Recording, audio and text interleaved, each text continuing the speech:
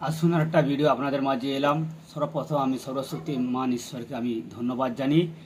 আর এই ভিডিওটা আপনাদের মাঝে আমাদের মুক্তিদাতার বাণী ইউটিউব চ্যানেলের মাধ্যমে আমি আপনাকে বলতে চাই। আপনারা আগের ভিডিওতে আপনারা শুনেছেন যে এই পৃথিবীতে কীভাবে এই ভাষা ভেদ হয়েছিল।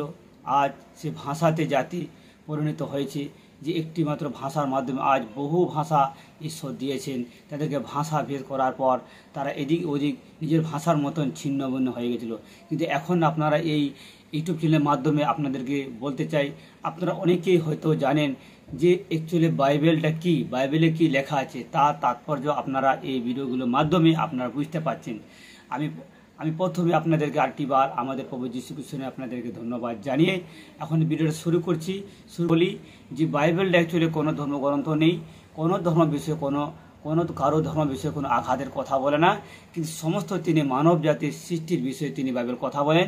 কীভাবে মানব জাতি এখানে সৃষ্টি হলো, কীভাবে পতিত হলো, কীভাবে ভাষাতে জাতিতে পরিণত হলো, এখন আপনারা শিখতে চলেছেন এই মুক্তিদাতার বাণী ইউটিউব চ্যানেলের মাধ্যমে।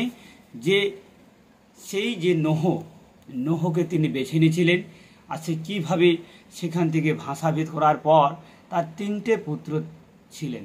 তিনটে পুত্র থেকে তিনটে ছেলে থেকে প্রথম ছেলে সেম, তারই যে বংশের বিবরণ এখন আপনারা জানবেন। তার বংশ থেকে দেখবেন বহু বংশ হয়ে গেছে। সেই তিন পুত্র মধ্য থেকে এক পুত্র সেম, তার বিবরণ, তার বংশের বিবরণ আপনারা শুনবেন। নোহর প্রথম ছেলে সেমে তার বংশের বিবরণ আপনারা জানবেন। যিশুর বংশের মধ্য দিয়ে ওখানে দেখবেন যে তার বংশ তেরহ বলে একজন তিনি লোক ছিলেন। সেই তেরহর তিনটে পুত্র ছিলেন। প্রথম ছেলের নাম, পুত্রর নাম হচ্ছে অব্রাহাম, আর দ্বিতীয় নাম হচ্ছে নাহর, আর তৃতীয় নাম হচ্ছে হারন। এই তিনটের মধ্য দিয়ে আপনারা এখন শিখবেন। দেখুন এখানে আপনাকে বলি, এখানে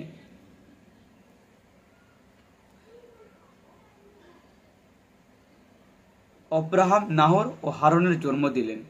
ওনাদের তিনজনের বাবার নাম ছিলেন তেরহ।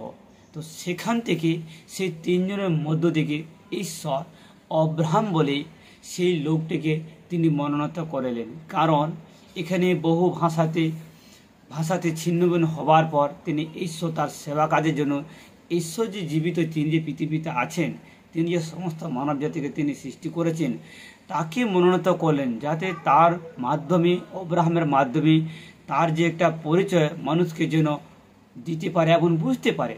তাকে সেই অব্রাহামকে তিনি ডাকলেন। তিনি সেই নিজের দেশ ছেড়ে ওনাকে তিনি বললেন, দর্শন দিলেন যে তোমার নিজস্ব আত্মীয় স্বজন, কুটুম বাটুম সবাইকে ছেড়ে তোমাকে আসতে হবে। আমি যে দেশে তোমাকে নিয়ে যাব সেই দেশে তুমি যাবে। যে আমি তোমাদের ঈশ্বর, পূর্বপুরুষের ঈশ্বর, সর্বশক্তিমান ঈশ্বর, আমি তোমাদের রক্ষাকর্তা। তুমি এই কথাগুলো শুনো, যে আমি তোমাকে যেভাবে বলবো সেভাবে এগিয়েছো। কিন্তু সে অব্রাহাম জানতেন না যে আমাকে কোথায় যেতে হবে।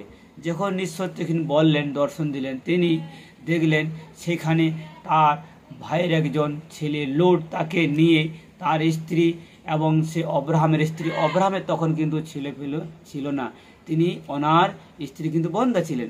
সেই অবস্থাতে ঈশ্বর দর্শন দিয়ে বললেন, তুমি তোমার আত্মীয় স্বজনকে ছেড়ে তুমি এসো, আমি যে দেশে তোমাকে নিয়ে যাবো সেই দেশে গিয়ে চলো। আমরা এখানে পড়ি, এখানে বুঝতে পারি অব্রাহামের এবারে বিবরণ। তিনি ওখানে দেখবেন ঈশ্বরকে ডাকার জন্য তিনি একটা বেদি তৈরি করলেন, আর সেই বেদিতে তিনি প্রার্থনা করলেন। প্রার্থনা করার পরে ঈশ্বর ওনাকে দর্শন দিলেন। দর্শন দেওয়ার পর এখানে লেখা আছে, দেখবেন আমি পড়ছি আপনাদেরকে বলছি। সদাপ্রভু অব্রাহামকে কহিলেন, তুমি আপন দেশ, জাতি, কুটুম ও পৈতৃক বাটি পরিত্যাগ করিয়া আমি যে দেশ তোমাকে দেখাই সেই দেশে চলো। ঈশ্বর বললেন, আমি যে দেশগুলো দেখাবো সেই দেশে গিয়ে চলো। আর অব্রাহাম সেই মতন তিনি কাজ করলেন। আমি তোমা হইতে এক মহাজাতি উৎপন্ন করিব। তিনি ঈশ্বর বলছেন, সে অব্রাহাম সেই ব্যক্তিটাকে বলেন, আমি তোমার মধ্য দিয়ে একজন মহাজাতি আমি উৎপন্ন করিব। তিনি ঈশ্বর তোমার শাস্ত্রকে তিনি প্রতিজ্ঞা, তিনি কথা দিচ্ছেন। এইভাবে দেখুন, এবং তোমার এখানে লেখা আছে বলে, আমি তোমা হইতে এক মহাজাতি উৎপন্ন করিব এবং তোমাকে আশীর্বাদ করিব। তিনি বলছেন আশীর্বাদ করব। দেখুন ঈশ্বর আশীর্বাদ, এতে অনেক এখান থেকে মধ্য দিয়ে অনেক ভাষাভাষী গোষ্ঠীর মধ্য দিয়ে তিনি আব্রাহাম বলে লোকটাকে তিনি বেছে নিলেন। তিনি তার মনকে তিনি জানতেন যে তিনি নম্রতা, যেই আমার কথা সেভাবে ওনাকে ডাকলেন। তিনি সেখানে লেখা আছে, বলছি, আশীর্বাদ করিয়া তোমার নাম মহৎ করিব।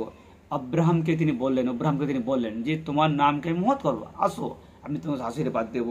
এখানে তো বলে তাহার কাছে যাহারা তোমাকে আশীর্বাদ করিবে তাহাদেরকে আমি আশীর্বাদ করিব, আর যে কেউ তোমাকে অভিশাপ দিবে তাহাকে আমি অভিশাপ দেব, এবং তোমাতে ভূমণ্ডলের যাবতীয় গোষ্ঠী আশীর্বাদ প্রাপ্ত হইবে।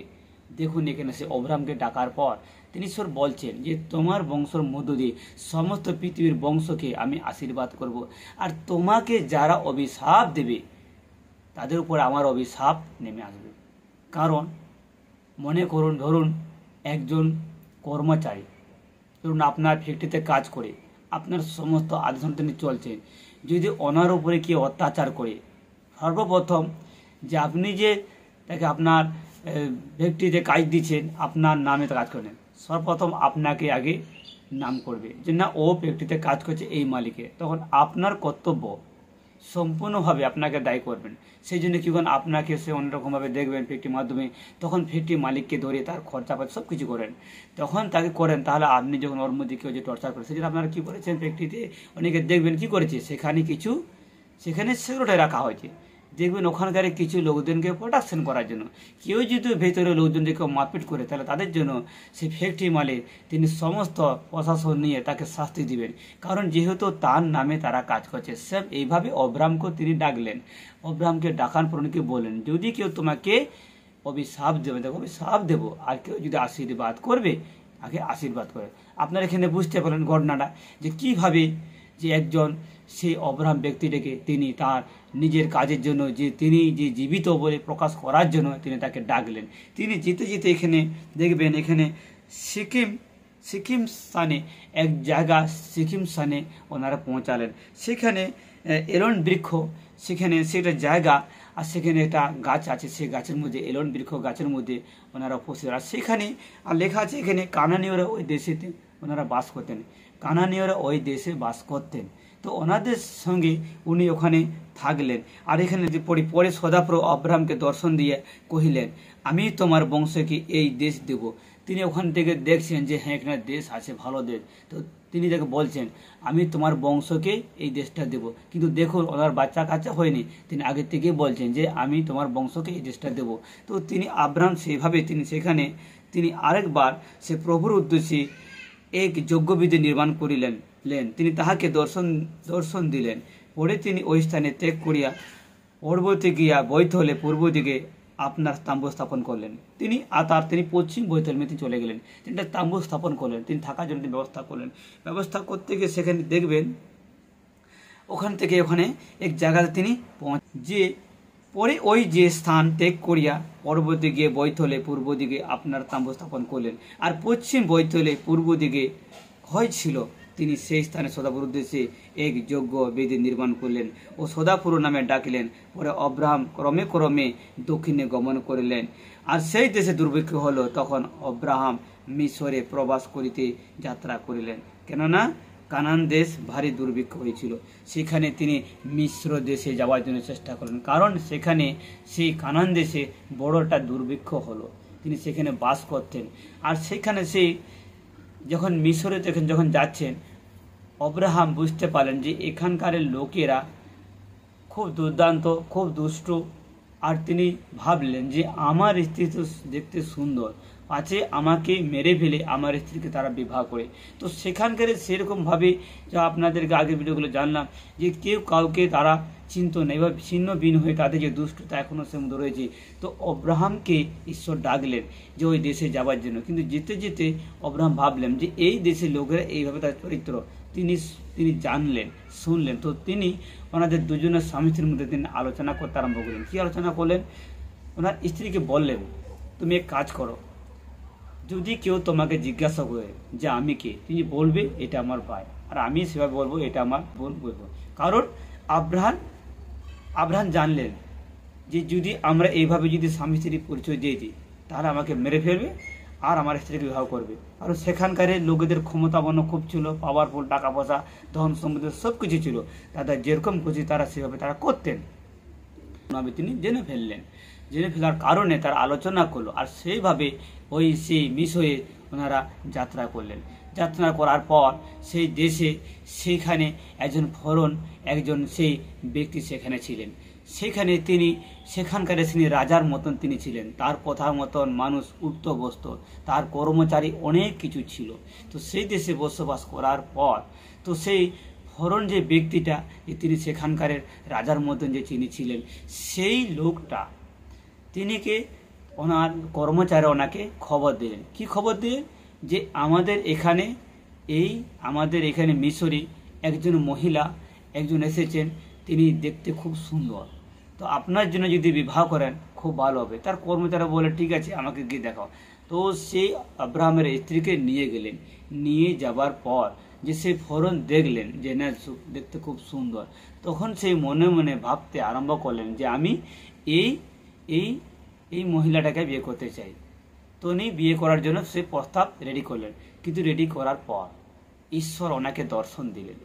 দর্শন দিবার পর তিনি অনেকে দর্শনবাদ দিলেন, কিন্তু তার আগে সেই মিশরীয়দের অনেক কিছু ক্ষয়ক্ষতি হয়ে গেছিল। কারণ ঈশ্বর তার যে মনোনীত যে অব্রাম তার দাস, তিনি তাকে বলেছেন যে আমি তোমাকে যেই দেশে নিয়ে যাবো সেই দেশে যাও।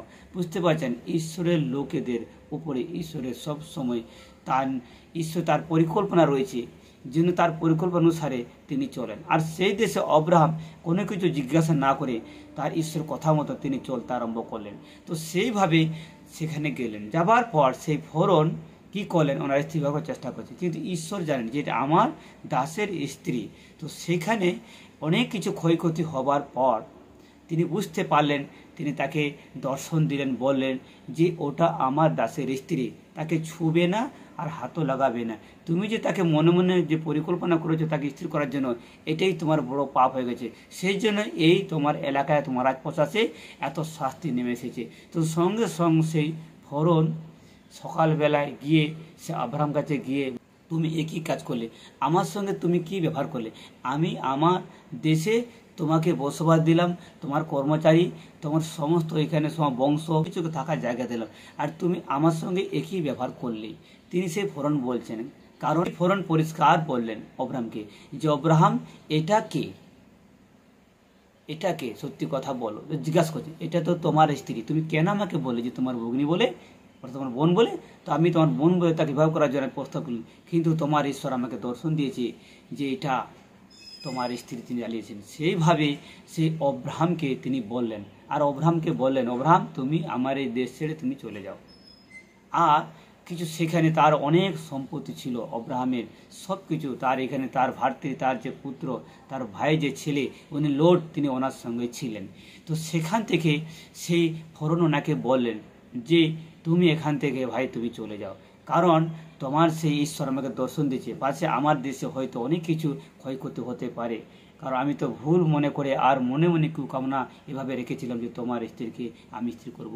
তো ঈশ্বর কিন্তু দেখুন, ঈশ্বর যাকে পছন্দ করেন, যাকে ডাকেন, ঈশ্বরের একটা পরিকল্পনা প্রত্যেকটা মানুষকে যখন ঈশ্বরের সেবার জন্য আপনারা যারা এসেছেন, আপনার মনে করে আপনার উপরে ঈশ্বরের কোনো একটা পরিকল্পনা রয়েছে, আপনার ঘর বাড়ি কোনো ক্ষতি করতে দেবে না।